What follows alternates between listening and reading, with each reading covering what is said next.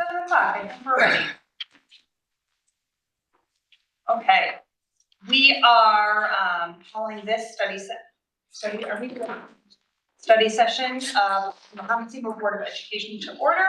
It is 7 o'clock p.m. on Monday, January 8th. At this time, I'd like to remind anyone attending in person, please sign in and silence your cell phones. I'd also like to remind our visitors that in order to facilitate an effective meeting, we ask those who wish to make comments to the board, read the visitor guidelines on the table outside the door and complete the attached public participation form and take those over to Jody. Roll call, please. Lamb. Here. Jordan. Here. Severance. Here. Rock. Here. McComb.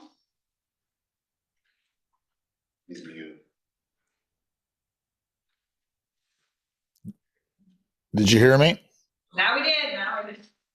Bannister. Here. McMurray. Here, let's stand for the pledge of allegiance. Pledge allegiance to the flag of the United States of America and to the republic for which it stands, one nation, under God, indivisible, with liberty and justice for all. Change of government's blood, what push we get us. We have one public comment from, do we have any additional, Jody? I have nothing others from that. Oh, let's approve the agenda first. Thanks. Can I get a motion to approve the agenda as presented? So moved. Thank you. Can I get a second? Second. Thank you. And any discussion on that? All right, so we can do a voice vote on that. All in favor, say aye. Aye. All opposed? Fantastic. The agenda is approved. All right, Angela, come on up. You'll have 5 minutes. 3 minutes. Gosh, I'm really off my game tonight. Hi, how's everyone doing tonight? Good. I'm going to start off with a question. My question is, do you think it's important for the community to know who is working in our schools? For me to know all of you. For us to know who is serving lunch to our children, who's driving them to school. Should that be important? I think we would all agree that, yes, that's important. And as a community, we are like a family, and each of us hold a vital position from the least to the greatest. To make our community function and work like an ecosystem, we are all just another brick in the wall that work together. But if the mortar that holds us together is not tempered, what happens? In both analogies, the answer is catastrophe. The mortar and the glue that holds everything together is transparency. So the Illinois State Board of Education put out a sexual abusive, responsive, and prevention guide. And I quote from this that 66% of sexually abused children are between the ages of 12 and 17, according to the Rape, Abuse, Incest National Network. Most guardians believe teaching their children not to talk to strangers will keep their children safe. Sadly, statistics also show us that 93% of victims will know and trust their assailant. Studies have shown us that 1 in 10 students will be a victim of educator misconduct, and 1 in 4 athletes report having been sexually assaulted or harassed within their support, with 65% reporting a coach or trainer as the source of said sexual violence. So again, I ask you, is it important that we know who is working in our schools? I'm not here to point fingers. I'm not here to place blame. This is decades in the making, okay? So as a community grows rapidly and we scramble for more space and teachers, how will this affect the hiring process? Are we hiring just anyone out of necessity? Or are we actively seeking and recruiting those in our community? Possibly those with children in the schools that are investing their time and showing concern and interest in the safety of our kids. When I pull up the school webpage, the staff list is not up to date. And when requesting an active list, it was not updated as well. So again, with 1 out of 10 kids being a victim of sexual educator misconduct, And out of roughly 4,000 kids in our school, that's 400 kids, 400. One is too many. Thank you. Is it possible to double check staff list?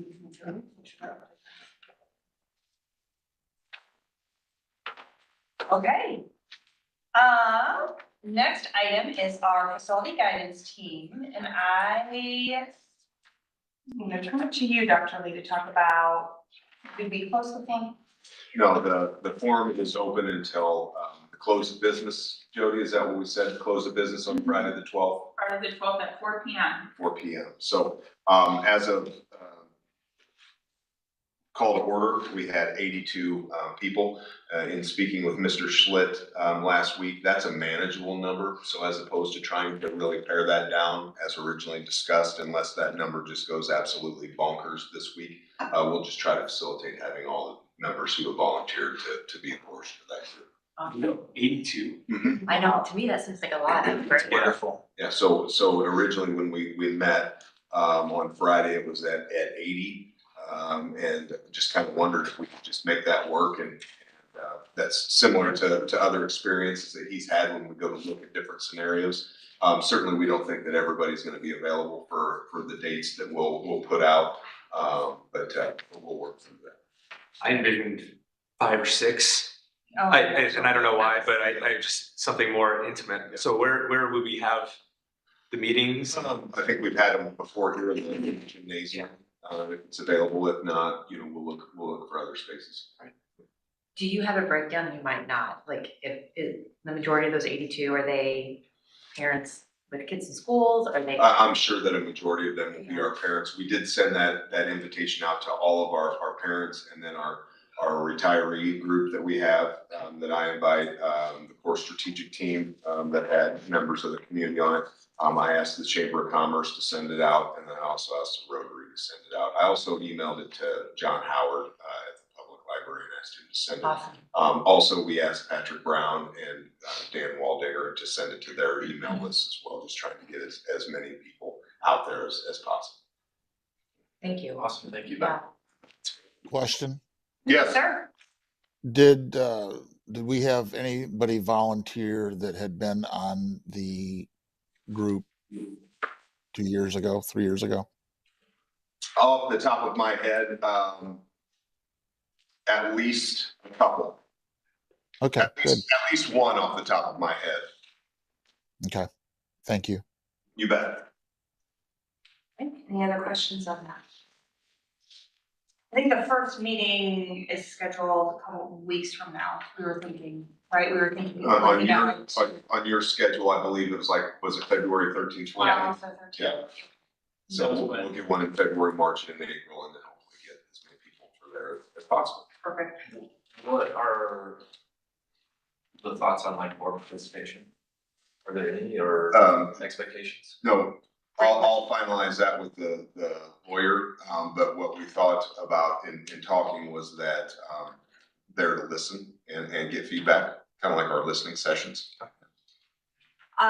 One thing that when we were talking, so we met with Dr. Lee and I met with Damien to kind of just debrief a little bit before this meeting. And one of the things that we talked about being a little bit different this time is that we as a board are a little more involved. We're a little more hands-on with this process, especially with bringing ideas and saying, hey, can you give us some thoughts on this? At the same time, we want to be really cautious to not sway our participants or sway people who are taking part in the facilities planning committee, basically because we're here to listen. And then we need to hear from the community. What is it that you want to see from us?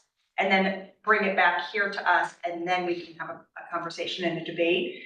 But I really appreciated during the Bulldog Blueprint process, just being in the room and walking around and listening to the conversations that people were having. That was very enlightening to me. So if we're going to do that as a board, if we have the availability to do that, and by all means, don't feel like you have to. But it would be really helpful for us to hear those voices in the room. We would just need to post that we are having that we would have a forum of board members together in the room. We wouldn't be having any business, we wouldn't be conducting any business, but it is good for our community to know that we're all gonna be together in the same room. That's good, okay. All right, so with that in mind, Damien took all of the different ideas that we have put together. We sent them to him with some different like footnotes of, you know, we thought about doing this here and thought about doing this here. He sketched things out for us. The goal tonight, like I just said, the goal tonight is really to get our questions answered, clarify any misunderstandings, but not really tonight. Although it's great if you want to express opinion, I'm not sure we're in the right space to debate, only because we haven't shared any of this with our community members yet. So I'd like to kind of hear from that group before we then get into like some nitty gritty about it. But this is the opportunity to really ask questions and figure out what is kind of meant by the things that are presented. Does that make sense? Yes. Okay, and it's a lot. So Damien's gonna kind of go through. I didn't schedule this over the national championship. I'm sorry, yeah. Heads up, I'm aware. I'm making my best. I hear there was, yeah. They'll still be playing at midnight. Hope so. Washington Sport, if We're not gonna be here. Kyle, can you share? Can't hear us and watch. Oh, perfect. All right. Great. Well, thanks again for the opportunity to kind of present this and walk through. As Sunny said, there's a lot of information. The way I'm going to kind of walk through it is try to just give you a lay of the land of the information that's being shared, and then go through the different scenarios and how that affects those. As kind of some background, one of the things is that, and this is for everybody to understand, is these are the ideas that came from this table. So again, those ideas came to me. I just tried to make them a reality, if you will. So looking at Lincoln Trail becoming 2-3, for instance. I went through, looked at spaces, figuring out where things would fit, and then tried to do the minimal amount of upgrades, if you will, renovations and things like that, to make that become a 2-3, for instance. One of the backgrounds that everybody needs to understand is really what capacity we're looking at holding. So today we have a certain number of students. Every year we have a certain number of students plus, and that is, you know, pretty much perpetual for our recent history. So one of the background baselines is that we need to figure out what we're planning around. What we did, and we've done this previously, and this is typically a starting point, is we started with a program of spaces. So that's saying, all right, for an elementary school of X number of kids, what are the kinds of rooms and spaces? How many classroom spaces would you actually need? To create that, what we did was we looked at two things. One was the number of spaces, and two was the number of kids assigned to that space. So if you're all aware, if you've got education background or not, there's a difference between a small class size and a large class size. We all love small class sizes, but when we get to the peak of enrollment and things like that, oftentimes we have to push to slightly larger classes. So in order for this planning exercise, what we looked at was that in reality, in the next 20 years, at 1% growth year over year, which is pretty historically what we've had, if not a little more, we're probably in about 20 years going to end up about 350 kids per grade across the district, plus or minus. A little bit sooner than that, we're going to be about 300 students. So it's like, as we're aiming for that target between the two, it's how do we kind of hit that mark without over planning. We don't want to say that we have to build a high school tomorrow for 1,400 kids with 20 kids in a room. It's going to be a gigantic building, and it's going to be empty for 15 of the next 20 years. So what we did was we looked at the program and said, all right, to hit that 300 kids a class or per building, we looked at smaller class sizes. And then what we built into the program was the ability that you'd add a couple kids in a classroom up to kind of the higher end that the district works to get to that 350. So we're not over planning this. This allowed us to look at elementary as like a 13 section elementary. At 13 sections, for instance, at 4th and 5th grade, at a smaller class size, say 24 kids, you're at about 600 kids, 620 kids. That's about the 300 kid per grade average. If you push that up to about 28, which is kind of the higher end of what we approach in Mahomet, then you push over 700 kids, you're hitting that 350. So that's how all of these plans are based off of that understanding. Is trying to hit kind of between 300 and 350 over this next 20-year window. You can tell me to change those rules, I will, but that was a starting point as we look at all these programs and how big additions are and new buildings and all those types of things. The other thing is relative to costs, and I've got this summary sheet up. It all pulls directly from this detail sheet, but I wanted to just show you how these costs are being built. And I think this will explain probably a lot of your question marks about, well, we're building a high school, why do we have $15 million of work at Lincoln Trail? This gray column here is what we refer to as physical needs. For those that were involved last time, you'll remember this originally happened in the fall of 19, walked all the buildings, found all the things that needed to be done. This is roofs, this is HVAC, this is lighting, ceilings, all systems. In some buildings, it includes under slab sanitary, it's full bathroom upgrades, gym upgrades, everything that if we just said, we have all the room we need, these are all the things we need to be considering over the next 20-year span. So that's the gray line. In all of these scenarios, I've included all of those costs as if we're going to do all of that as a part of this plan. One of the first things we can do is consider, well, do we need all of that planned right now? I can tell you, no, we don't.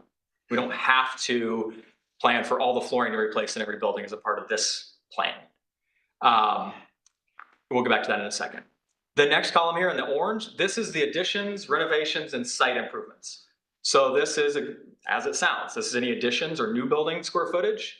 This is any renovations. So if we're reconfiguring walls and changing function within the space, and then site improvements. Site improvements is parking, driveways, sports fields, play fields, playgrounds, purchasing property, all those types of things, utilities, all those things that we don't want to just assume as a part of the dollar per square foot cost of the building, whenever it's kind of more extreme, if you will.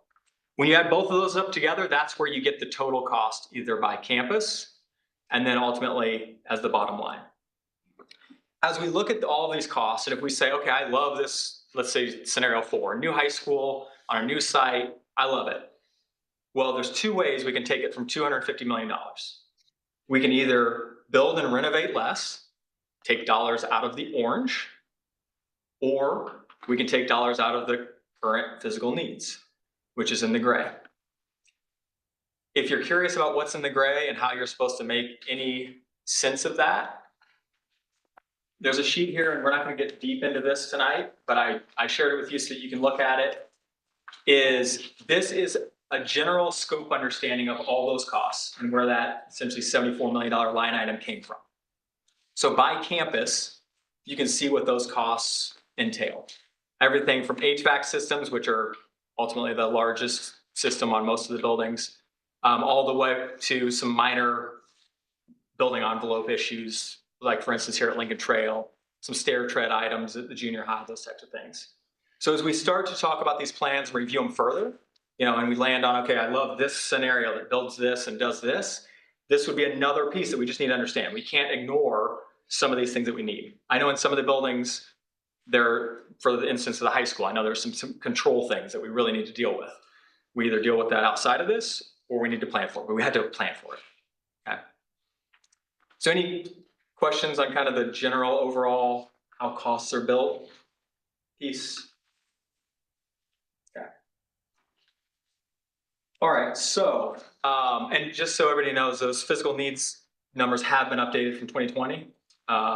They're approximately 30% higher than they were in 2019 when we first wrote them down. So I actually have a question on the physical. Yes, go ahead.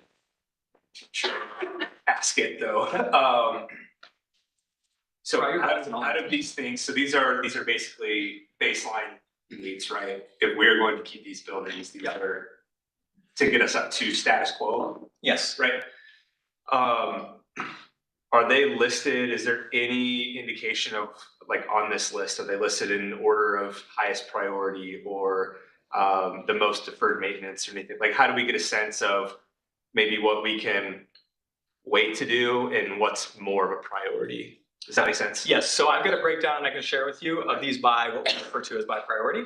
Okay. I'll tell you that, so the way we break them down is A, B, C, and D. It mimics the health, life, safety kind of prioritization.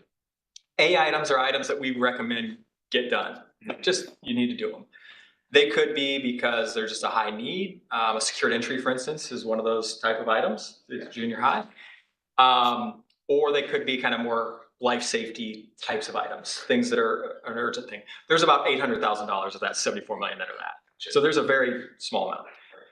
The majority then drops into B and C. B and C items are those, B are items that really in the next 5 years are going to become a more urgent thing. Today, maybe not, but it's a 20-year bond, so we got to think. C items are those ones that are probably after the 10-year and are kind of on borderline. Okay. D items, which for instance, if you look at Middletown, this HVAC, I have that as a D item. Those are almost placeholders. And the reason being, I know there's often conversations like about the HVAC in this building. And people say, oh, well, you don't even have that included. That's where D items are included. Okay. So I would say today, we could probably make an argument that really the physical needs at Middletown is, you know, some upgrades to playground, which some of that's already happened. A little bit of paving work, and you're good. Yeah, because you talked about taking from one of the two buckets, right? Orange versus gray. And I mean, I would hate to take an A item, not knowing that it's an A item, you know, out of the equation. So that if we could see that at some point would Yes, I think helpful. Yep, I've got that broken down like that. And this seemed like an easier way to converse about it, but absolutely, we can pull that. Could you also put some sort of projection about cost to weight? Oh, to wait on those items? Well, no, not on these items. I'm just saying in general, like inflation, yes, it's high. I don't know what the inflation in the construction world is, but I'm sure there's a number to that. And we also need to be communicating, as you just said, in 2019, what these numbers were. If we wait till 2026, 2030, what are all these numbers looking? It's gonna be more. Yeah, So, significant. I mean, That's the point. the junior high, the first time around was 53, I forget the numbers exactly. 53, 55 million all in. You'll see today it's 70. Right. And those are Not going down. great. It has slowed, and I know we got some builders in the room. It's gotten to the point where it's not doing this, but it's not going down either. I don't think it ever will. Right. So yeah. That's hard to project. If we narrow down to some scenarios and said doing it this year versus in 5 years, we could do that. Okay. It's really just projecting inflation to some point, putting a percentage on it, but 3% on $100 million is a lot of money, Sure is. especially compounding year over year. Right. So And it's more than 3%. yeah, and it depends. Yeah. Just curious if you got any inflation numbers around construction costs and things like that. So Yeah, I don't even want to guess today. So I also have a question, but like Jordan, I don't quite know how to ask it. So, forgive me if you've already gone over this or are going to go over it. Nope. So with the numbers in the gray bucket. Yep. If we were to do any number of these plans where we're addressing or adding or changing to several of the buildings, would that some of these items be taken care of with those upgrades, or are those numbers in the gray bucket just separate from that? So that's, as we get more detailed, they might overlap as we get more detailed. Right now, the dollars that we associated to renovation, we try to not, if you will, double up. Okay. So, you know, really it was about moving walls, relaying out spaces, things like that, where we already know HVAC's gonna be taken care of as a separate item. If we decided to say we're not gonna do any HVAC in the building, we might actually take that renovation number up a little to cover the HVAC, but right now we're not doubling up. Thank you. As much as we can at this level. All right, so, and if there's more questions on this, absolutely, we can come back to that. All right, so I always like to summarize these in a way because I get confused as I'm drawing them and figuring them out. So this is something I sent over just today and it should be in your packet there. It's kind of a just 30,000 foot kind of grade alignment, you know, probably the easiest description of like where things are happening, what kids are on what campuses type of layout. And this gives us a good opportunity to kind of compare and contrast the various options. I try to just kind of color code here, like by campus, and you'll see this on all the plans that we start with the high school campus, the junior high, Lincoln Trail, MPE, and then we have any new buildings. Even if it becomes a 6-8, we're still calling it MSHS because that's the campus that it is, just for our communication sake. So going across, you can see it can become a 6-8, a 9-12. So there's essentially two options for that campus in what you asked me to look at. Going down to the junior high, we've got 5 different options for that campus. Same with Lincoln Trail, looking at 5 different options. MPE, there's just the 2 really, pre-K1 or pre-K2. And then for the new build, there's just a bunch of different options. There's building a new high school, a new middle school, a new 2-3, new 4-5, new 3-5, building a sports complex. All these are different options that are under that new. So as you're looking through them, I know it seems a little daunting, but there are a lot of similarities between them. So scenario 1 and 4 have a lot of similarities. It's just a matter of where the high school is being built. It's being built on the current high school campus, or if it's being built on a new property. Scenario 2A and 2B both have some assumptions made in them with the consideration that eventually there'd be a single campus out on this side of the community. So the way that the current middle school to remain a 6-8 is treated a little different in 2A than it is in an option, for instance, in 6, where we're saying it's going to remain a 6-8 forever. 3A and 3B, those are 2 that have a lot of similarities to 2A and 2B, but they're not, if you will, controlled by the idea that everything's going to end up out here. So there's just a slight different look at that. One of those things is additional property in the future. There's some dollars put in there for that. Between 3 and 3B, you'll notice as we get there too, is we're looking at the difference between a renovation, and heavy renovation and all that physical needs to the current junior high versus building a new 4-5 on that campus just south of it. So it's the same outcome. So get a 4-5 on that campus. It's just doing it via new construction versus renovation. Scenario 5 is one that kind of breaks out of the box from some of the others, where it looks at a different grade alignment altogether, where it's actually changing our middle school model, pulling our 6th graders into a standalone building, 7-8 remaining at the junior high campus, with pre-K2 and 3-5 remaining the same as far as at this campus and then in a new building. So those are just, if you're curious and you're comparing to, this is an easy way to go back and just kind of look at them side by side and say, okay, here's alignments of grades and one of those things. Davian? Yes, Max. Man, that was. 2A and 2B, could you review that one more time, what the difference is? Absolutely. So, and I'll go through the drawing here in a second as well, but 2A and 2B are both looking at the idea that with the end goal of being a single campus, I guess for K8, I'd say for today's discussion, out on this side of the community.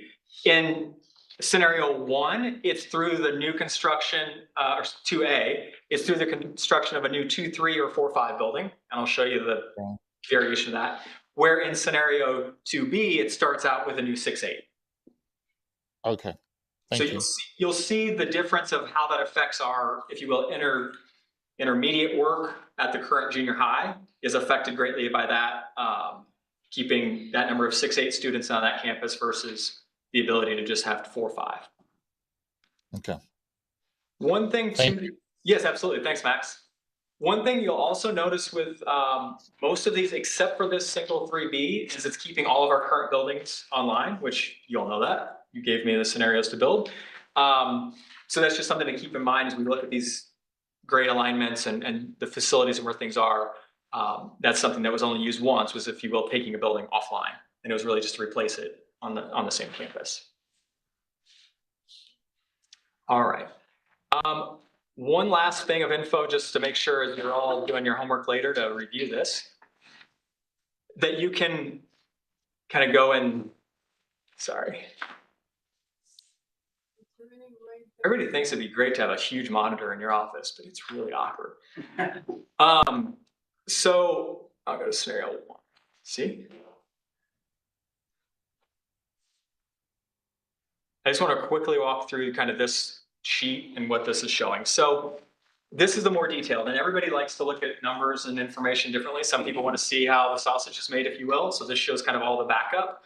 That summary sheet just shows physical needs, new work, total. What you can see on each of these, again, is just the building, the grade alignments. I've got some notes there with the siting of the building and what's happening. So if there's gonna be soccer built or whatever. This is where that program comes into play. So these are the existing square footages of our facilities. And these are what are those programmed square footages. So looking at a 900 to, I guess it's 1150.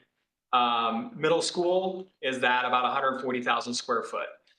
What you can see is that when it goes into the high school, it's actually got a bit of extra square footage there. So that's that difference. It's just taking the existing square footage minus the program to show that difference. When we look at buildings where it's too small for it, that'll be a positive number. And then you can compare that to the addition we're putting on. You know what I mean? So it starts to just give you an understanding generally as a starting point, if the building's big enough to hold the grades that we're trying to put into it. As you move across, again, we've got those total costs for physical needs. Here you can see a breakdown of new square footage and the costs. You can see the transportation building here, renovation square footage, the cost attributed, some rough site estimates for the type of work that's happening, and then a sum of that going to the building. So again, that summary piece shows this column, and these, and that's how that builds across. So that's something to look at. For instance, and I'll show you this when we get to the scenario, but when we're talking about option, which one is that? Where's it? 4 or 5. It was 5. 5. So option 5, for instance, if we look at it, so the high school, if we're building this new with a field house, with a full auditorium, all that, really the square footage for the number of kids we're talking about is probably about 300,000 square feet. You can see that difference there. The junior high being a 7-8, that's about 108,000 square foot. So you can see needing about 20,000 square feet of new build to make that hit that number.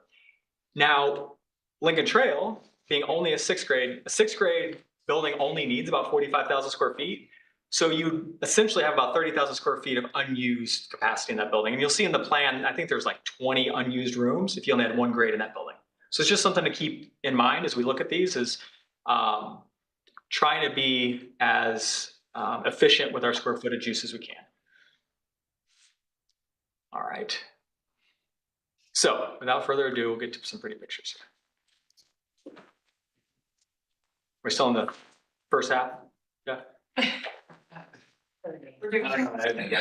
I'm just kidding. All right, so I'm going to go through these. I'm not going to go through every detail of every building on each one, because again, a lot of these carry forward, as you can see in that summary sheet. And I kept these in the order that you presented them to me, because that's where I started from, and it was going to confuse me if I changed them up. So scenario 1, the gist of this one really is a new 912, in this case on the high school site. I can talk to you about kind of some traffic and capacity of that site items in a minute. The junior high would become a 4-5, which again is a kind of a common item that comes across many of the scenarios. That allows Lincoln Trail to become just a 2-3. And then that pulls 2nd grade out of Middletown, allowing it just to be a pre-K 1. The campus out here, and this is really rough. I didn't spend a ton of time making this, the Taj Mahal of sport, but there would be plenty of space south of South Mahomet Road for football fields, baseball, softball, that type of thing, probably even some practice fields, parking. You'll see in the cost for that, I did include dollars, because you'd probably have some locker room, you'd have some concessions. It'd be a pretty extensive athletic suite, just because it is a standalone campus in that capacity. You'd need to rotate the softball field. Just saying. We'll blow it out. Yeah. So at the high school campus, and I can zoom in here a bit. So this is looking at that 300,000 square foot. We are looking at 2-story buildings on all these new builds as much as we can. Some spaces can't be 2-story, like gyms and field houses and things like that. But trying to make this is about 70% of it, of the floor plate is the first floor, which is approximately what we'd probably end up with. On this campus, to make this work, as we discussed, we'd have to take all the major competitive sports off-site. We could likely leave, some practice capacity out of the track, maybe rebuild the track for that capacity. But then we'd have to think about traffic. You will note the site actually comes off the screen here a little bit, the triangle. So there could be some ability to house some storm retention. I've not talked to a civil engineer about the extent of this, how exactly we do that, but we do have some site to do that. And I can guarantee on any of the new builds, we're gonna have to deal with stormwater retention on this site or on the new site, either way. So with that particular site, like it runs off to the east pretty bad, like the elevation drops. Is that even doable? You can do anything that you want to spend money on. So I think, The exact same question. Because The costs that you have to includes. yeah, I mean, we've got millions of dollars of site development in this, which we kind of bumped up to cover that. Some of the things that I'd be concerned about is making sure, and this is again, just a blob on a site, so we don't get too close to right of way of the interstate. Yeah. I don't know who has right of way and who else is draining into this. There are a lot of things to be explored on it. Yeah, But yeah. I'm not holding it to, like Yeah. you said, the blobs. I'm just curious, like, moving the building maybe to the south or maybe to the west on some areas that might be a little bit more suitable. And that could be. And one of the things that what I was trying to do is figure out how traffic could work, which is why I kind of put it in this corner, because it would allow us to give student and car drop access to this front piece here, be able to have a bus drop that could serve both buildings around the back. Not to say we couldn't also accomplish that if we pushed the building here. But yeah, that was kind of the first blush of how that, trying to make that work. I will note that kind of at max capacity, this is about 2,500 students on one campus, between the high school and the middle school, with, 2 grades, about 700 drivers possibly. So, plus staff, yeah. I think there's plenty of parking shown. What is here? It's the logistics of people getting off and on that site. Crowley Road is not enhanced. There could be some concerns. So What is that number again? About 25. Damien, Yeah, Max. alternative high school. Is it still there? I can't tell. No. It's Well, right. that's an issue. It's right here. Okay. And we could consider either that a part of this, or I could contribute that for being relocated. So with your numbers where you talk about the existing square footage, the program square footage and the difference. So with scenario 1, all of those numbers being negative, we would have more space than we would need, and that's at the 350 per grade projection. Yes. Yeah. So not in favor or whatever, but scenario 1 we would have lots of room to grow. Like it's like a potential really long-term solution. Am I reading that correctly? Yes, but we also have to just consider, there's a little, I'd say Lincoln Trail as a 2 grade is kind of like right sized. Okay. The 4-5 is a little oversized. MPE I think is fine. I think there's some differences of opinion, if you will, on the current layout and things like that. But these aren't so oversized that it's like additional. Just like that. I don't know if it changes the end date to capacity. I think the ones that show like 20 or 30,000 square feet would definitely be the case. I got a Yes. question for you. With more space than what's needed, so at the high school specifically, that's 65,000 square feet of extra space, but we're adding 8 classrooms where the shops are now. I'm confused about that. Why do you need to add classrooms if we already have? So there's a field house at the middle school. That's Not a typical a lot of thing to square have. footage. If we're Yeah. going to build Yeah, a yeah. new 6A, we want to build Yeah. up the field Yeah. house. So that is purely, okay. I would say the majority of that is the field house. That makes sense. Thank you. Yeah. And there's currently a huge shop, that whole back portion of the campus. So just because it's square footage doesn't mean it's necessarily functional for Right. what we're So doing. essentially all these labs, wood shop, metals, welding, turning that into actual classroom space, assignable classroom space Would those spaces be replicated in the new building? in the new high school. Yeah. Yep. And that was literally to get to a point where we had a count of classrooms that would match up with the needed, yeah. Is there a way to stagger start times for junior high and high school? I know it is now, but I mean, just to help with that, because you said there's gonna be approximately 2,500 students on campus. That doesn't include staff and Mhm. I don't know if that's an option. The only bummer about that is that you'd have your buses coming through the loop twice instead of taking advantage of the one drop. But I think you would almost need to do that just because if you had, think about all the car drop that we currently have for the junior high and how that loops out, having that traffic coming up at the same time that Lincoln Trail, because Lincoln Trail is still online in this scenario, it still has its own traffic Yeah.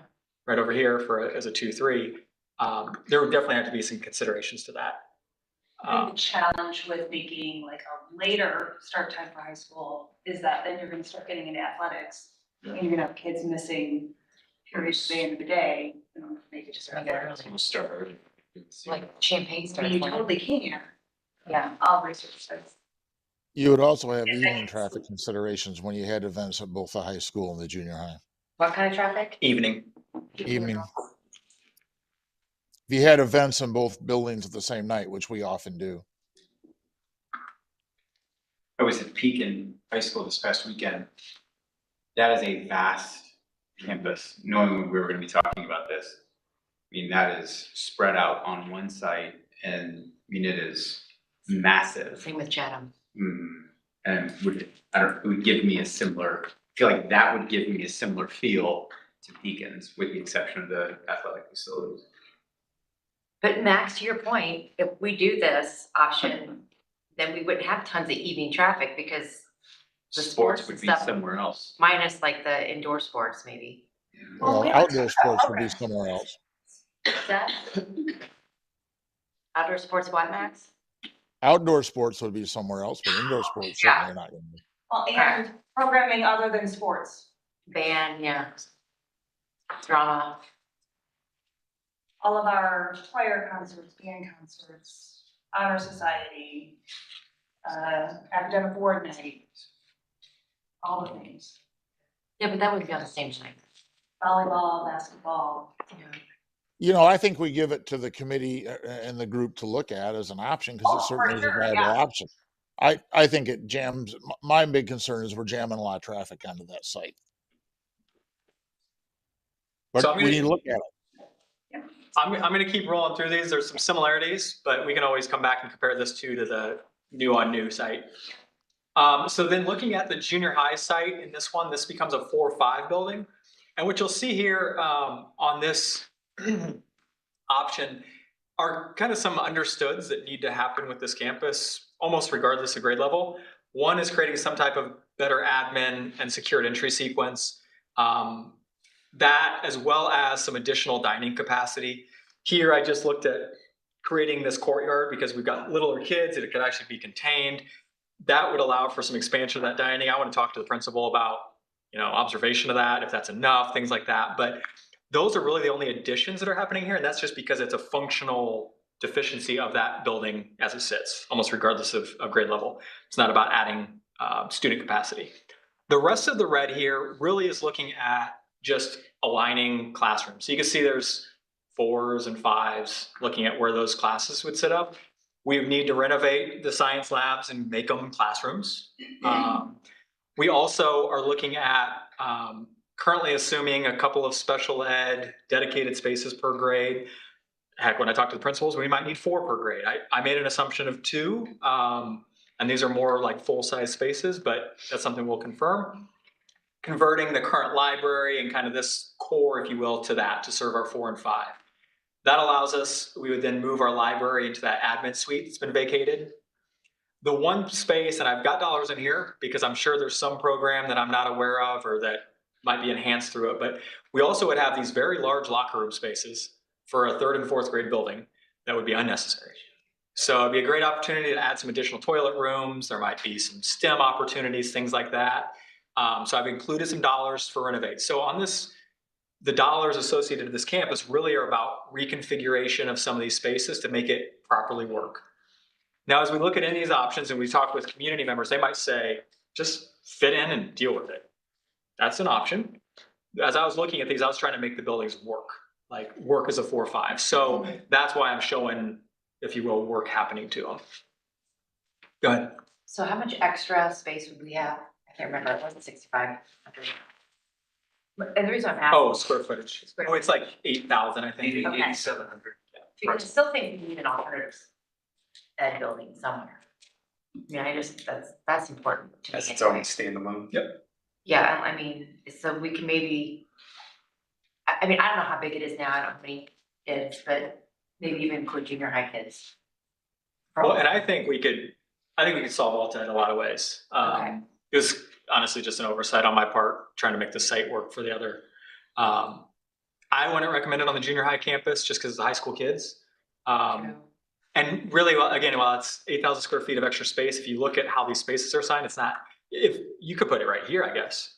You know, if you just said, hey, this is that space, it's unused right now in this. Becky, are you talking about like just a standalone building that addresses all the grades or? Well, like right now, they have both ed at the high school. Right. And that's now, I think, gonna be a bus barn.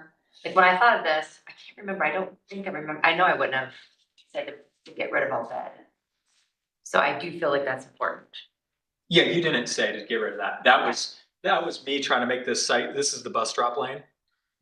That was me just trying to make the site, see how it could work. If you. And I was thinking of even adding on to that building, sorry, Kyle.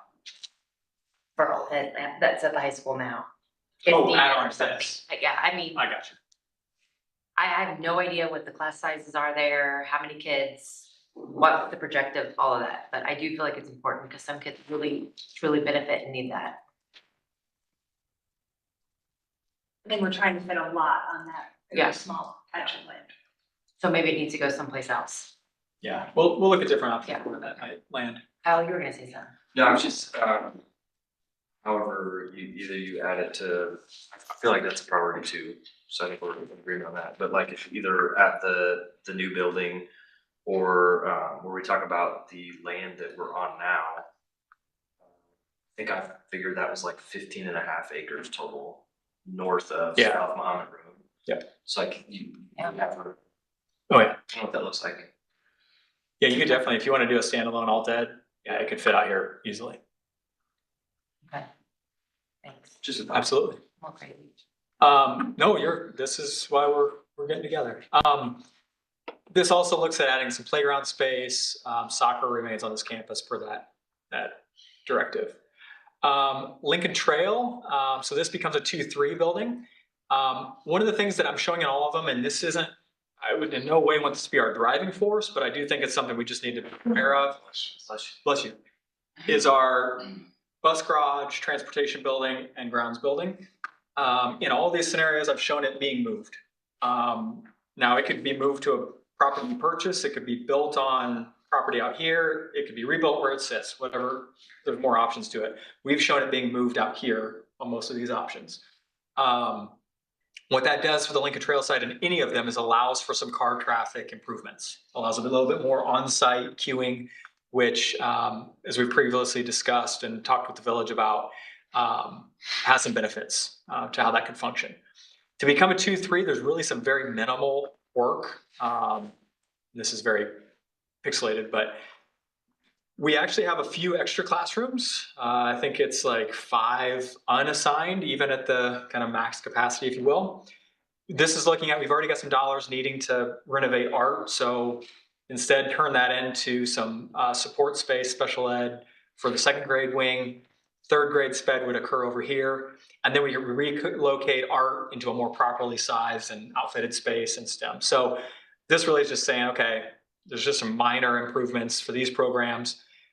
Technically, you could just put art in the room and say, hey, deal with the current classroom as it is.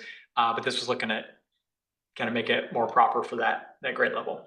The site number also does look at providing some bus drop off the street. Again, this is something that we've been talking about for a couple of years now, is just trying to enhance that campus and just how it operates traffic-wise. So yeah, so 2-3 works pretty well at Lincoln Trail, really does. Middletown Prairie just remains pre-K1. We just pulled the grade out of that, so no additions there. There might be some things as we talk with principals and such that they say, we got to consider this or maybe renovating that. But for right now, the capacity really is there. And then looking out at this campus again. Yes. Why do you have outdoor play That is an. in your? Yep, that's a hangover from before. Okay. Yep. So we don't need that. Okay, thanks. We've already done, I think there was some fencing put up out here that wasn't done when I first Okay, years. thank you.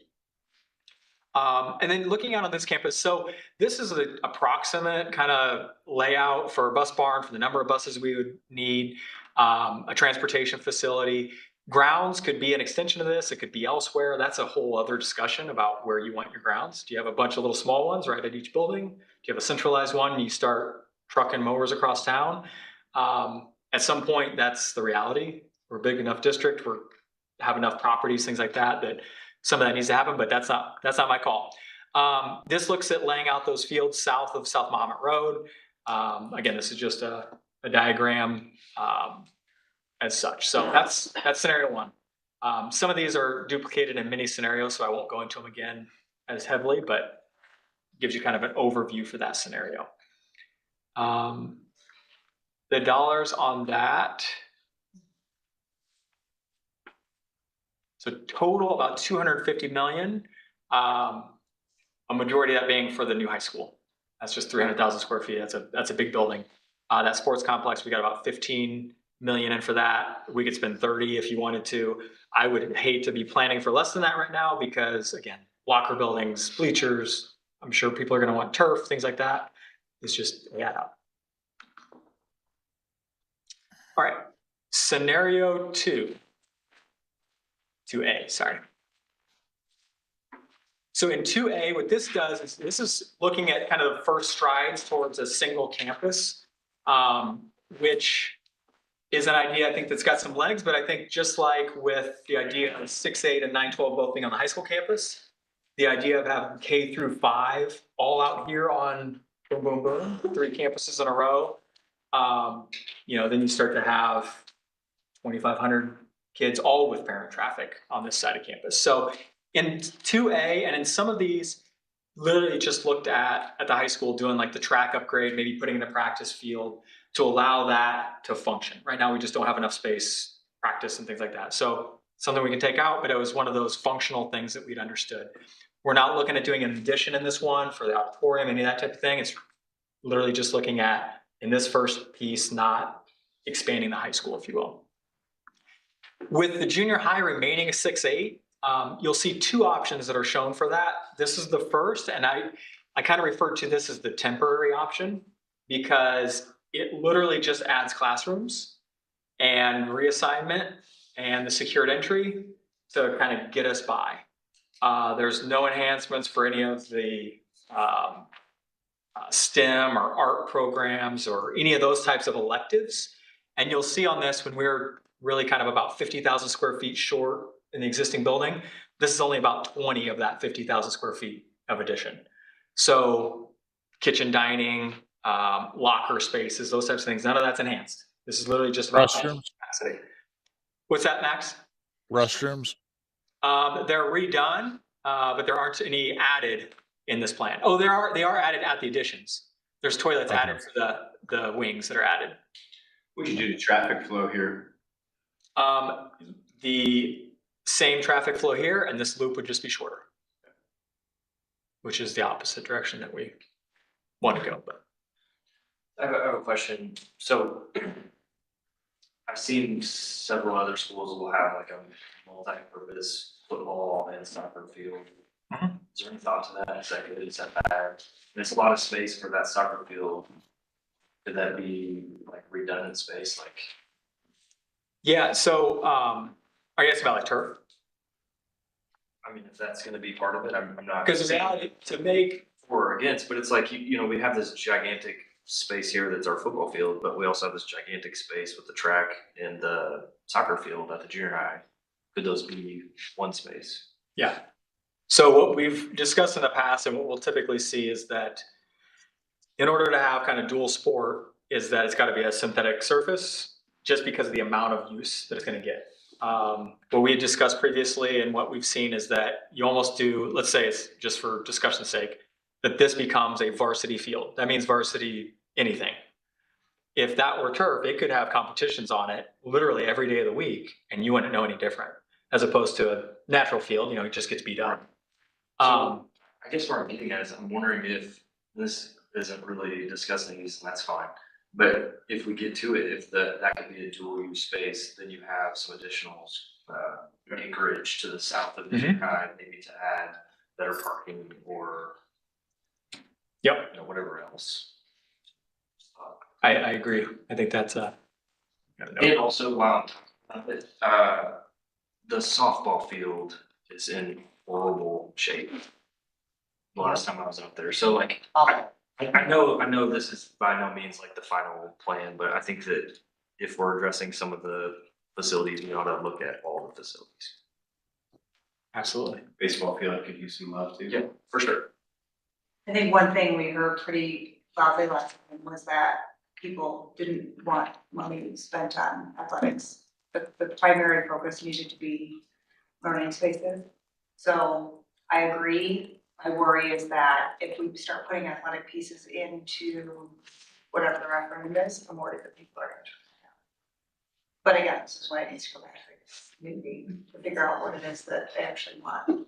Yeah, I'm not advocating for or against. We should look We at. have some serious and significant needs with some of our sports facilities. But in the first referendum, the community had very little interest in addressing those. You have some safety needs, and you also have just cost of maintenance. You know, if you Oh, were, I totally agree. if you were to say, hey, we're gonna spend this, but it'll save us, I think we should look at that. So Well- what can we do? Yeah, the other thing we need to keep in mind is that if we move that soccer field, we need to think about everybody, 3 levels of practice. I mean, I understand that it can be competition field if it were synthetic. If we've got 3 levels of football and 3 levels of soccer, all needing to practice, that could be problematic without the use of a secondary. The other Another, problem we have is the size of junior high track and high school track. Making synthetic at the junior high, so that. can you speak more to that, Max? Junior high track and high school track sharing facilities is becoming an increasingly difficult issue. Simply number of kids. Right. What I was like, redo the junior high track and field, so that there can be soccer there, they can have track there. Also, something to think about, just keep in mind too, and I don't have the update on this, but what's proposed at 13 acres as well? Has anyone seen that? No. No, They've got, the Parks and Recs department has a proposal about a sports, there's football field, there's soccer field, there's baseball fields. Will we have to pay to use it? It's their property now, right? So I don't know how that works. I'm just saying that we should at least probably have a conversation about that. We have a joint use agreement with the village. I can, I've got an email somewhere I can see. Yeah. So, so the next space, this is looking at Lincoln Trail. The last one is a 2-3, this one's a 4-5. Really, they're both elementary. It's just one is younger kids, but it's very same layout that's been shown here. Number of spaces is similar, special ed, support, art, STEM, those types of things. There's a lot of similarities, 2-3. So you'll see that there. MPE, same difference. Now, looking at the new building site, there's a lot going on here, just as a heads up. So what I was trying to show is a couple of things. One is that for a 2-3 or a 4-5, we may have the ability to fit that north of North Mahomet Road. So we got about, I think it's like 16.5 acres that was remaining from that. And then there's like 36 or something south of the road. I forget the exact numbers now. Maybe it's more than that. Anyway, so as opposed to everything just living down here in every option, this one looked at, okay, well, potentially we could fit that number of grades. I don't think we could fit like a 3-grade building north of that road. I think the building's gonna get too big, the bus drop, car drop, all those things are just gonna get a little bigger. I think we'd regret it. I think it would just be a little too much maybe. But because this is one of those options looking at phase 1 of the whole campus coming out here, I wanted to look at, okay, well, what if you had a 2-3 or a 4-5 here, and then the other building south of the road? This parking is way more parking than that needs, but we would need some queuing space for it. We could have kind of these dual bus drop opportunities. And then really our bus garage could be kind of hunkered back in the corner. We would have to have some drive for that, which not a huge fan of roads to bus barns. It's for discussion. Possibly could fit it up here still. But again, I didn't want to like squeeze it in and promise we could fit it and then it become unwieldy. But yeah, so this is looking at, you know, for that phase one of this 2A is, yeah, we called it a 2-3, but it technically be a 4-5, and you can leave 2-3 at Lincoln Trail for a year or 10, 15 years, whatever. But it gives you some opportunity for how that phases in. As we will see in some future options too, is that we do show the 6-8 here. So it would allow you, if you built a 2-3 here, 4-5 elsewhere, your 6-8 could ultimately still come here. You're kind of leaving it open for a larger building, which is one of the things I was trying to show as an option with this. So. All right. So this next scenario, the high school is the same. The junior high and Lincoln Trail is the same as in the option one. It's a 2-3 and a 4-5. So we won't go through those again. Same with MPE. The difference here is that instead of, for the previous one, instead of building that 2-3 or 4-5, this is looking at building that middle school campus out here on this site. Also shows the transportation building, shows the track, all those amenities, if you will, make this a self-sustaining campus for those 6th through 8th grade students. This is familiar. We've looked at this. Size of the building hasn't really changed a lot. We've just kind of trued up the numbers to it, and you'll see that.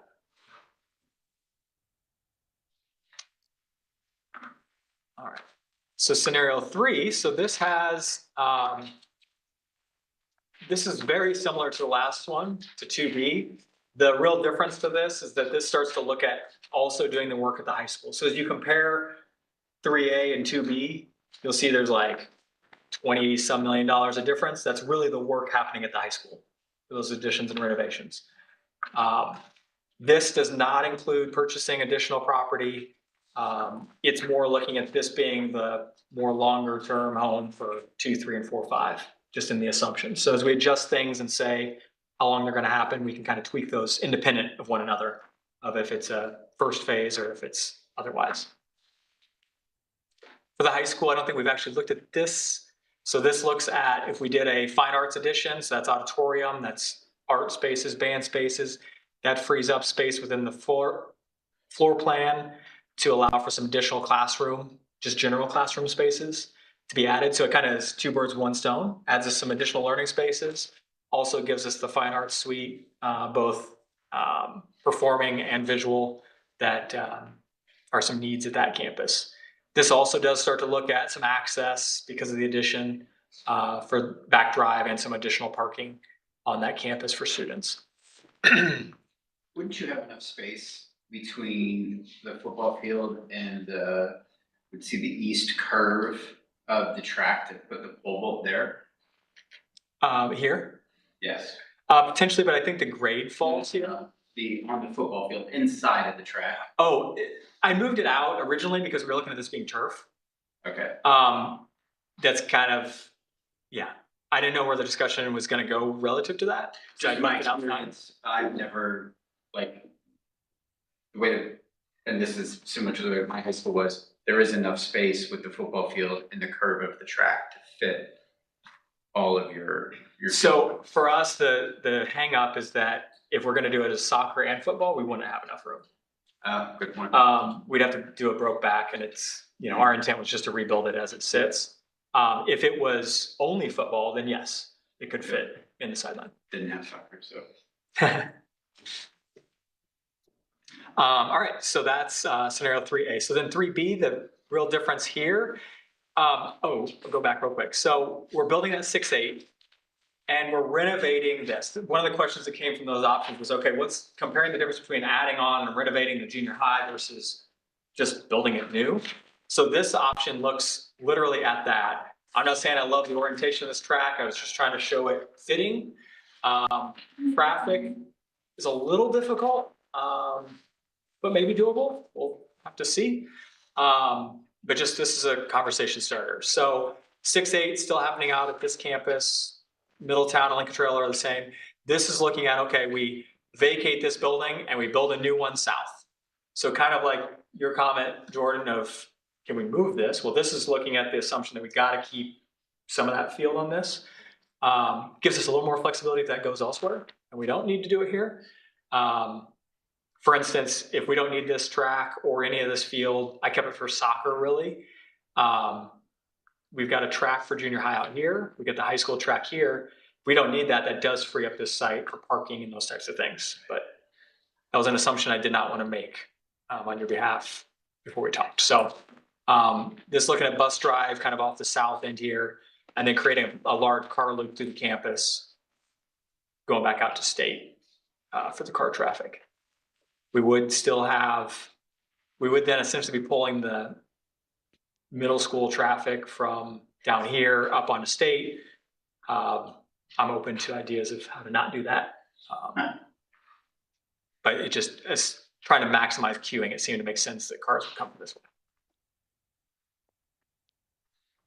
And if we didn't have that track, we could always build that 4 or 5 closer and would give us more flexibility on the south. So I think with that 3B, we would have 3 tracks. Am I seeing that right? I mean, you'd have the high school, you'd have the junior high. Why would we need a You could build 4th and 5th track? So the real intent here was to show that for soccer, because we're not doing a multi-purpose here. So kind of the discussion earlier, if we did multi-purpose here where soccer could compete in this area, we wouldn't need that track or field. To Max's point, practices and I mean, it would be a competition field versus practice field. And what we discussed in the past, just as a way around that, is that's what the second field could be if you had actually 2 turf fields. Again, people were very much not in favor of any turf, let alone 2, but this would allow for that to occur. You'd have a lot more flexibility. You could even run JV and varsity events simultaneously. Yeah. Can you talk about the logistics of 2 ground up construction projects being required? So there's a new 6-8 and a new 4-5. Are those happening simultaneously? Does that mean it takes longer to complete? Where do the kids go in the meantime? That kind of thing. So in this instance, this is actually what you would likely do is that you could build both of them simultaneously, really. Nobody needs, like if you look at this as before this building is retired and demolished, no kids have been displaced from where they currently are. Okay. However, you could phase it to where you said, okay, well, we want to build our 6-8 and get the kids out of the 6-8 kids out of here. And then you could decide to move your 4-5 kids in there and essentially have them on a campus as their new 4-5's built, or you could leave it vacated. It's a give and take. That would take longer because you have to wait for one to be done to build the next. But I think if you go status quo during if they're being built simultaneously. Right. Yeah, you just keep everybody home. Right. Now the difficult part on this campus, it would be really hard. I would say it would be difficult to build this on that campus with the traffic issues we already have. So talk about late starts, that building would be, yeah. So question here. So on 3B, you have our needs assessment. Yep. So that money, by retiring that building, Zeroed out. you've saved $25 million in needs for the junior high. Exactly. So what you'll see there is you compare the 2 scenarios, you'll see that 3B is a little bit more. But as you look at where the dollars are going, you're constructing 2 new buildings. So you're really comparing that 42 versus the 34 that's up here. It's a good thing to look at. I caught my eye. Yeah.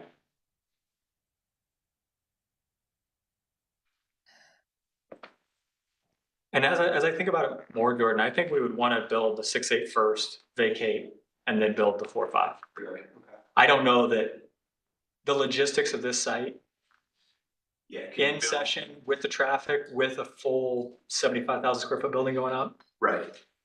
Right. anything is possible. Yeah, when you're building the new junior high, it's quite a ways away from the Where'd you existing. go? We did it at IPA. Champagne. Oh, We built the yeah. building behind the building. Yeah, yeah.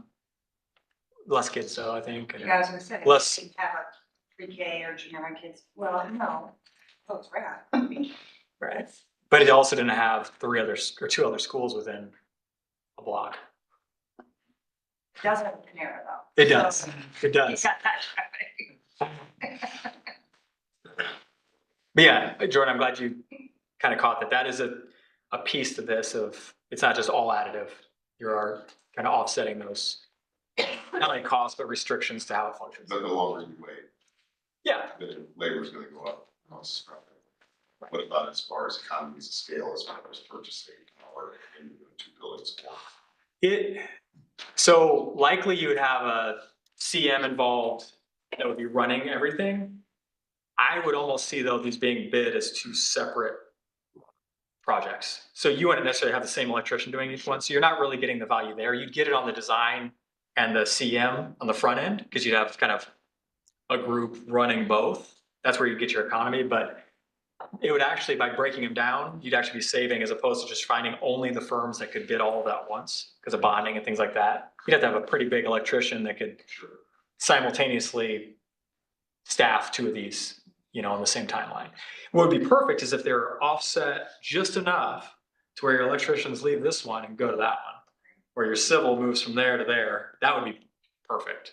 Because then we just keep those people for, a 3.5, 4 year span as opposed to them leaving and somebody else coming back. Jeff wants it done. We couldn't have had that done. If one of the other two references. It's just hard to fathom. It's not my world. Imagine it takes like 12 months of like blood, sweat, and tears, and then we don't get to see it done for like 2.5 more years. Run for re-election. Yeah. I'm trying to make the good time. All right, so scenario 4. So this one, a lot of similarities to the others that we've talked about, kind of pre-K 1, 2, 3, 4, 5, 6, 8 happening at the high.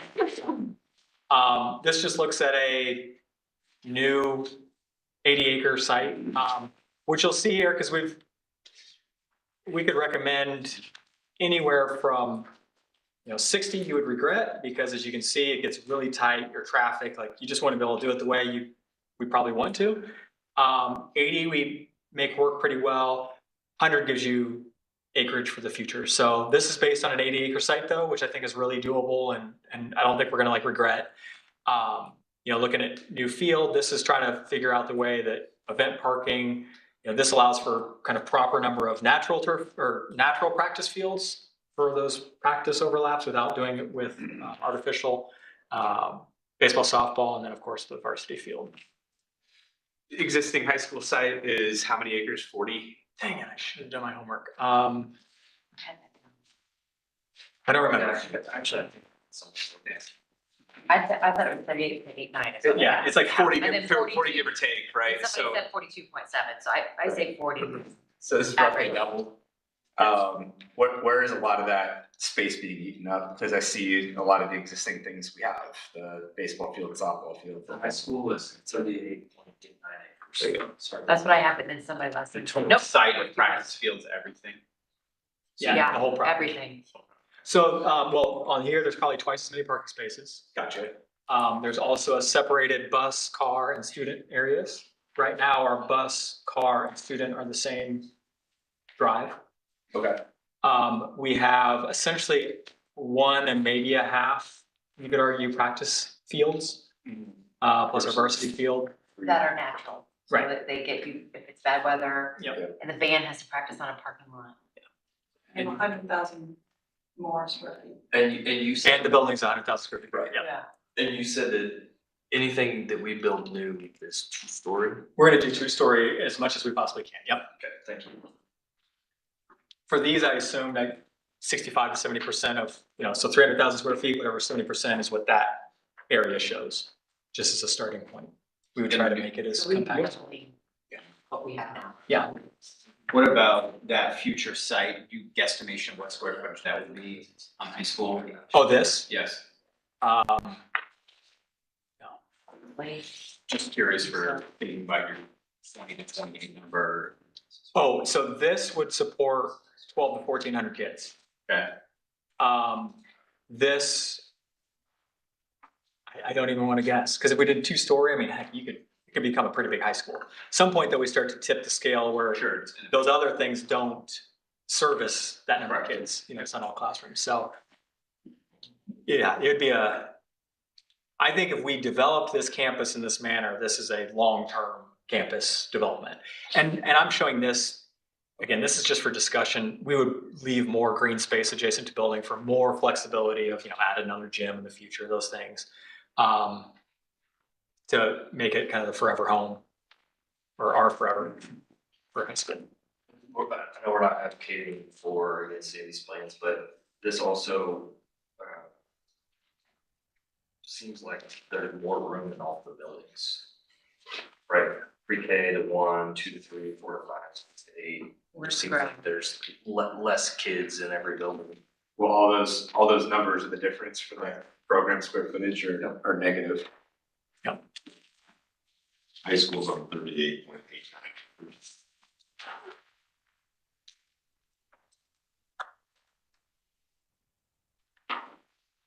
Thank you.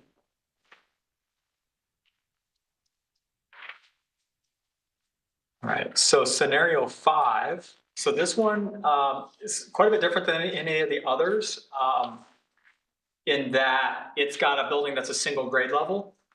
So this does look at the high school work happening. It does look at the junior high just being a 7-8. So this is similar to when it's a 4-5. The difference being is that we keep those science labs in service because we need them. We do have the secured entry and we add the dining. So as a 7-8, it fits much easier than it does a 6-8. That's for sure. Took an entire grade, 13 to 15 classrooms out of the building. Looking at Lincoln Trail, then it serves as a 6th grade. And I mentioned this before. Essentially, the only space we need for 6th grade is,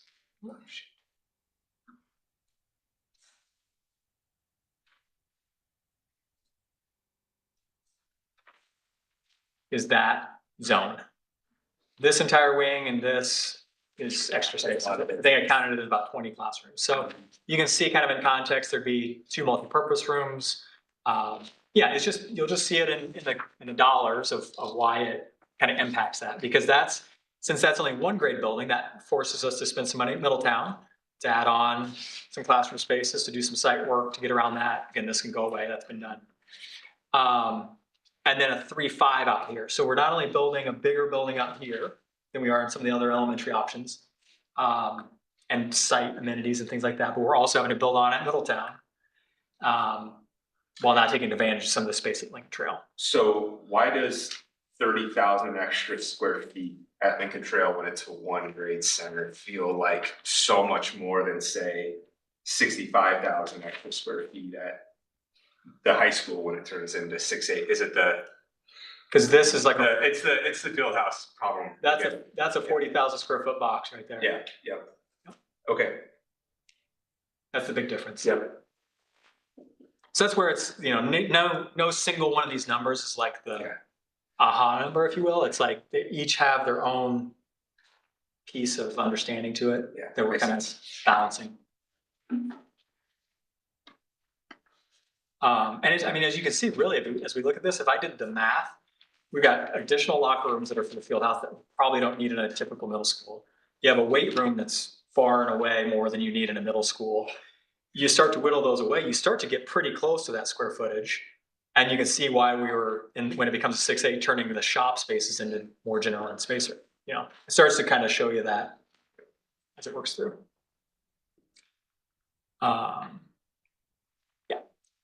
And then the last option, scenario 6. So this, I refer to as status quo. This is keeping grades where they're at.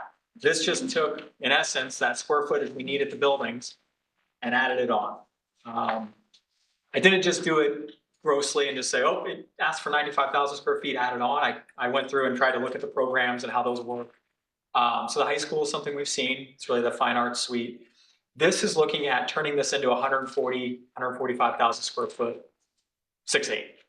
So what this allows is we are needing to demo the mat room area, which is kind of the worst part of the building anyway. It does also have that secured entry sequence, but this does give the opportunity for expanded things like additional classrooms, encore spaces to be more properly designed and laid out, cafeteria expansion, additional multi-purpose space. Yes, we got 2 gyms in the junior high, but we've got 900 kids. You know, we're planning for 900 to 1,000 kids. That's a lot of physical activity space needs. This is showing some of that additional event and circulation. So Kyle, to your point, if this can become just PE space, you could even expand that further if you wanted. We could even loop our drop, you know, through it if we wanted. Lincoln Trail. So this was something we've looked at previously as well, which just looked at some additional classroom space, some zoning for 3rd, 4th, and 5th. And again, some of those specials, you know, new library space that frees up for some of the support space, special ed closer to those classroom zones, things like that. So let's look at that work. Middletown, this is the same, just adding on kind of the classroom extension. And then the only thing occurring out here at the new campus would be the bus barn. So as you look at those costs,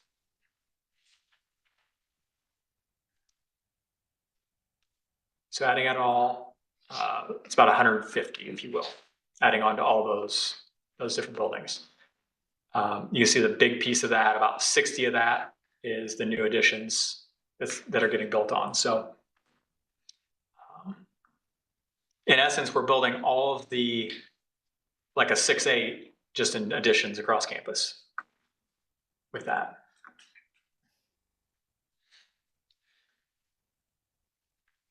So now if you could each take a turn going through all those again with all the details, we'll make sure you got it. Thank you. Absolutely. I know it's a lot of information. So we did it to ourselves. We need 6 scenarios. Hey, it's all good. Yeah, I'd just like to say thank you because we tasked you with a pretty big project here in a short amount of time over the holidays. So thank you very much for putting all that Absolutely. together. What does the FNCS mean? Family and consumer science.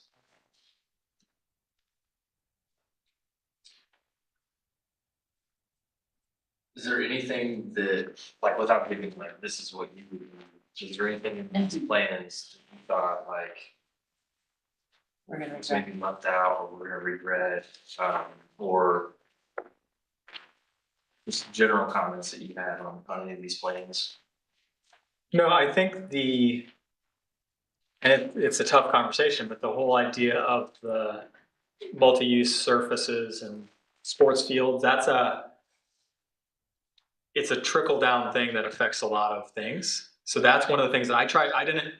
I heard what happened, you know, what people said about it last time. So I tried to just say, all right, we're not going to include that. We're going to live.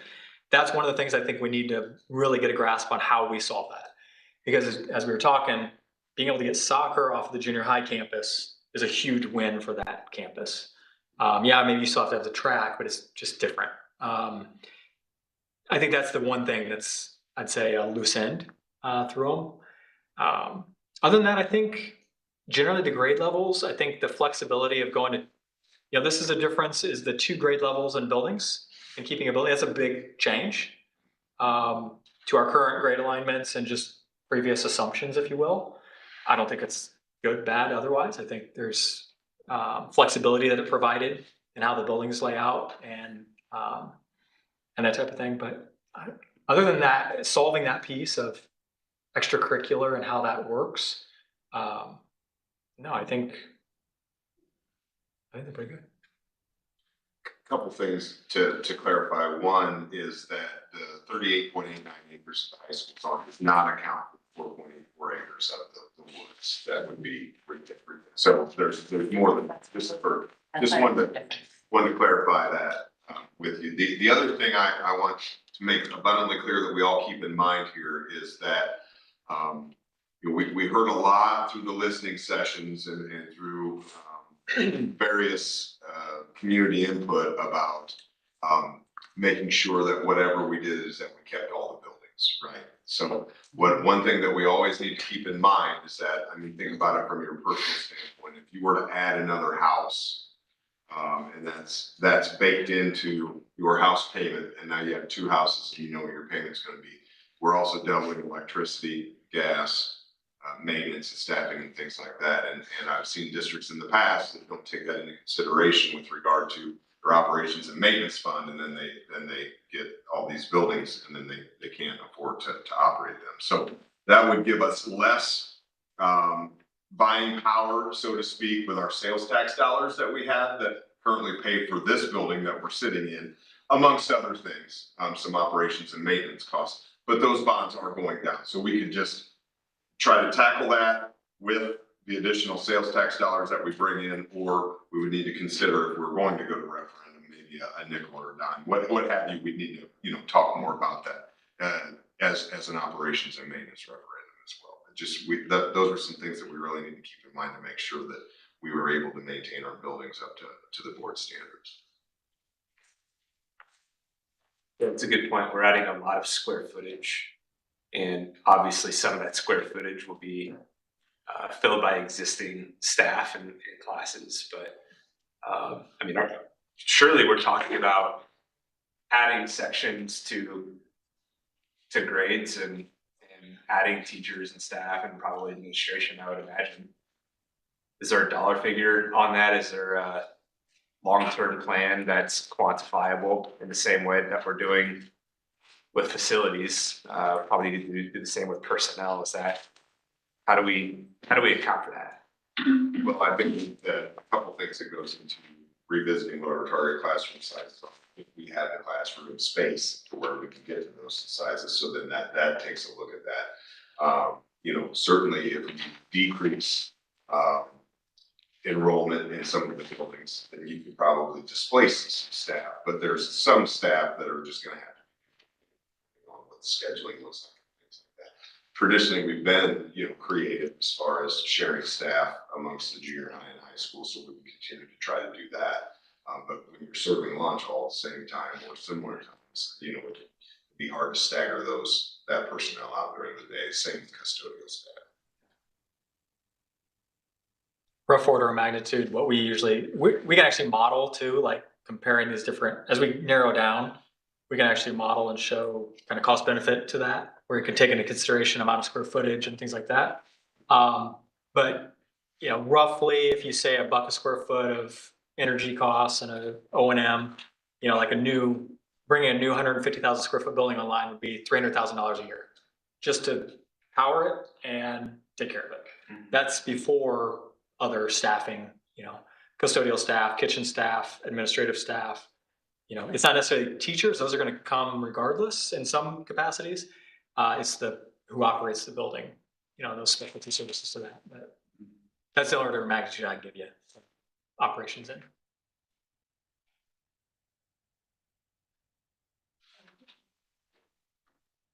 I just really appreciate, I appreciate you, Damian, I appreciate all of you board members, our community, the fact that they came out and really shared their thoughts this summer during our listening sessions, and then that core strategic team was amazing. I love the fact that every single scenario we gave, we really took into consideration the fact that so many people said, don't give away that junior high space, figure out something to do with it, and every single scenario has us doing something with that space. So I'm just thankful that we have that. At this point, are there any of these that make you absolutely sick to your stomach and you think there's no way I could support that if that was on a ballot, and you do not think that it should go to the community members to discuss?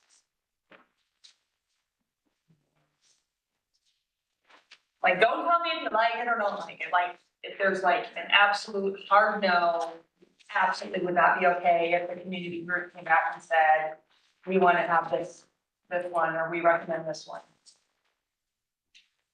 The only one that gave me the heebie-jeebies was 3B, and just listening to him talk,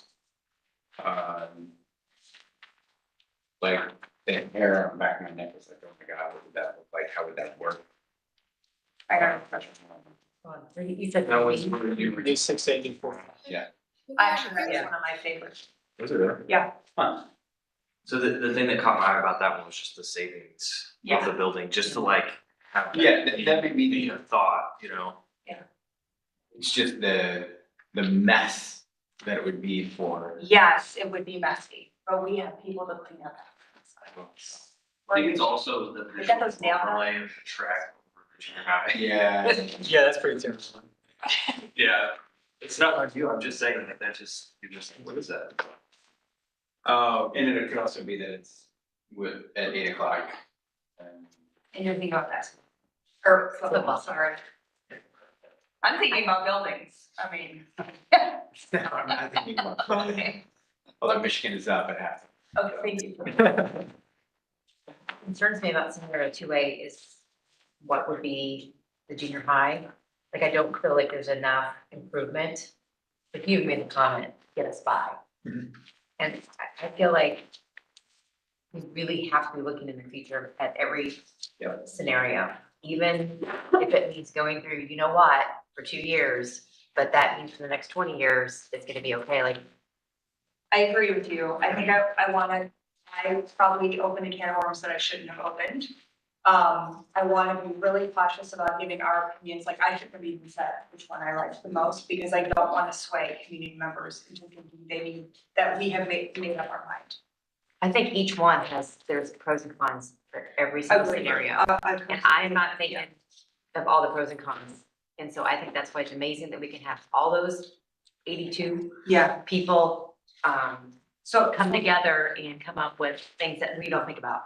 Yeah. So let me summarize by asking, are there any of these? Hey, Sonny, Yeah, go ahead, Max. I'm having a hard time because there's some people talking over people.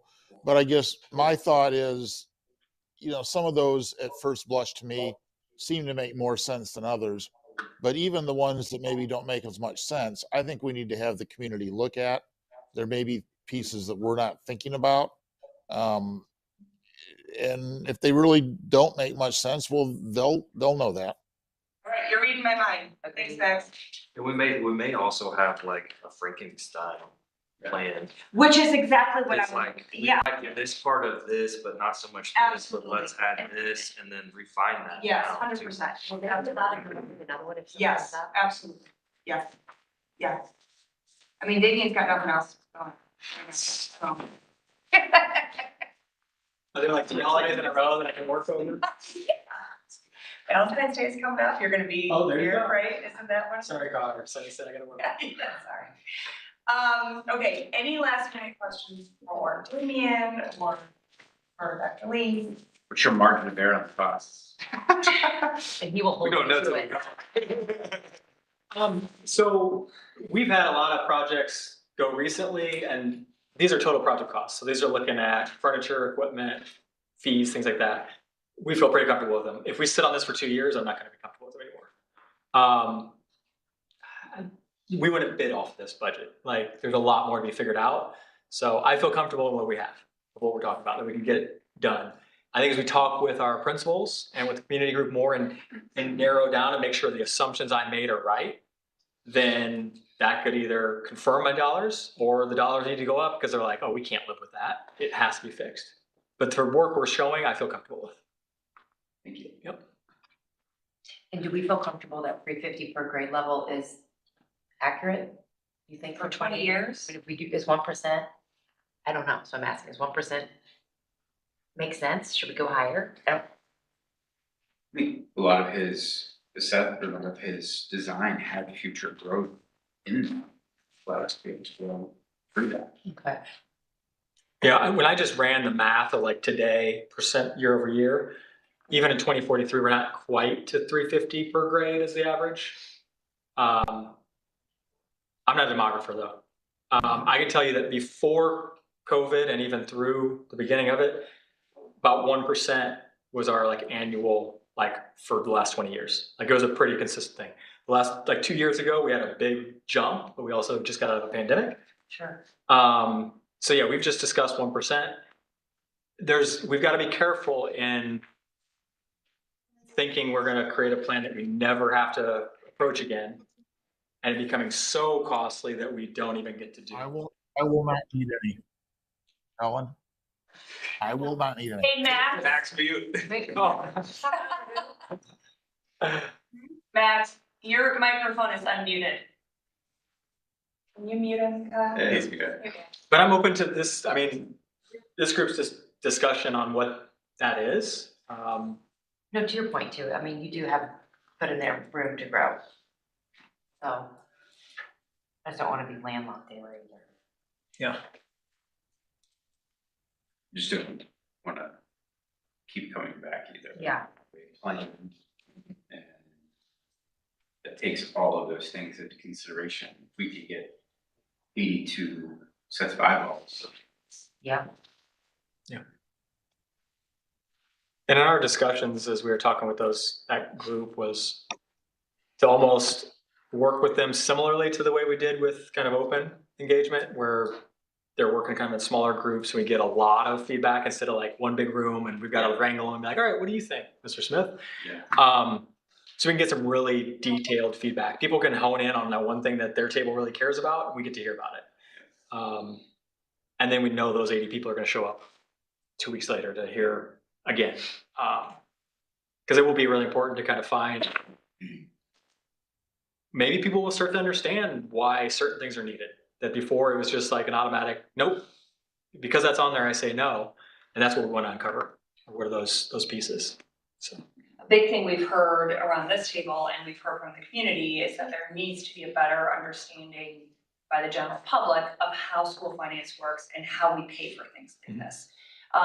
So in those conversations with that group, it would be really great if you can start kind of tuning into what their questions might be, or, you know, something as simple as like, well, why can't we just save up all of our sales tax money and build a couple new schools with that? Like helping people understand kind of how the buckets work and how bonding works and how school finance works and, But I'm just an architect. what? But I'm just an architect. I'm not saying I'm kidding. it's I'm kidding. you per se. I'm saying like just in throughout this whole process, that's something that really has become really evident. Yeah. Okay. Other thoughts? Maybe just some ways we can get this out, the process out. You know, I don't know how many people are even watching this. How many we got viewing right now? Right now? Yeah. Four. If they have not yet. They didn't they're really get dating. no, I was on. It's fine. I'll watch tomorrow. So watch tomorrow, yes. Okay, so anybody watching who would like to be part of our committee, part of the facilities planning team, is it on the district website? Is that But I'm the, just thinking of ways to get that. email Jody. No, they need to check their email. Oh, check your email from Jody. You're gonna get 100 emails tomorrow. Go ahead. Just ways to get this out. Yep. So Say it's, more. so it's just not like, hey, here's what they decided. It's here's a recap of this. Here's what the community. Here's what community feedback we got, and just bring everybody along with us and do our best as we have, just continue to blast that out there. Oh, for sure. I mean, we can't lead everyone to water, but you know, just do our best to just really pump it out there and be transparent. So that's, I don't know if it might also help when we think about kind of what the future few months looks like. So we're planning right now. We'll meet with the facilities team will meet like for a few months. Mhm. They will then kind of give some pros and cons to all of this and say, you know, I like this would work, this doesn't work, you know, this wouldn't be supported, you know, one person in the room would vote for this. Then that's gonna come back to us as a board to figure out what kind of language we want on the ballot for November. Then we're gonna have conversations well before that November election with as many people as we possibly can, kind of like what you were saying, about how that all happened. But throughout that whole process, we need to make sure that all of those 80 some odd people are also talking to all of their people about, here's what I'm doing, here's what we're talking about, here's what we've looked at. I mean, you're right, the whole process needs to all be communicated and talked about.